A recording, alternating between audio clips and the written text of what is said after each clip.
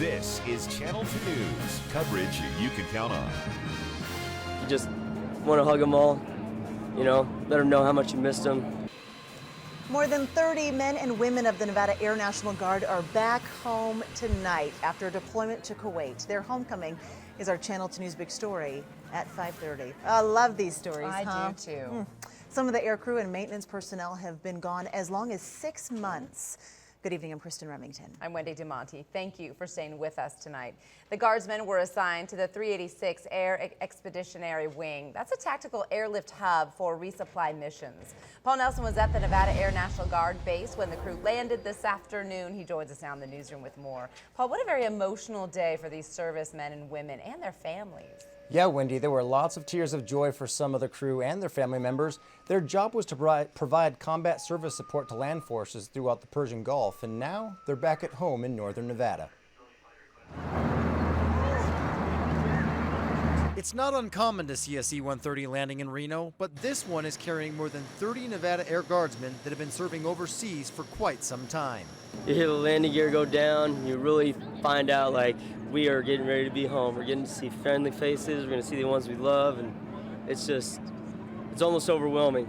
It was also overwhelming for some of the friends and family down below, waiting to give this crew a hero's welcome. I cried. I saw it coming in from over the mountains and started crying. It's just nice for him to be home. Oh my gosh, it's the greatest thing ever. It's the best feeling I've ever had in my entire life. Families reunited with hugs and kisses. Fathers held their sons and daughters clung to their mothers, with a lot to be thankful for. Her being home to cuddle.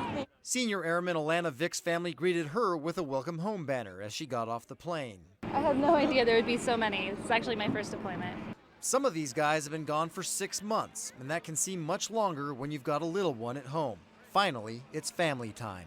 I am going to take a couple vacations, get to know this little guy again, be a good husband. I'm ecstatic. Just missed my little boy. It's good to be back home. While being away from home may be hard, the ones that have waited at home say it hasn't been easy for them either. It's definitely a lot more challenging than I had ever thought. I mean, it just shows you how much you rely on somebody and how much you really take for granted when they're gone. Everyone here has plans now that they're home. For most, it starts with food and rest. Dad's making his ribeye steak tonight. Looks like we're having steak. Guardsmen are tired. It's understandable. Not only was it a long trip from Kuwait, but they made several stops along the way. Now that they're home, they'll get between 10 and 14 days off. Covering the big story live in the newsroom, Paul Nelson, Channel 2 News.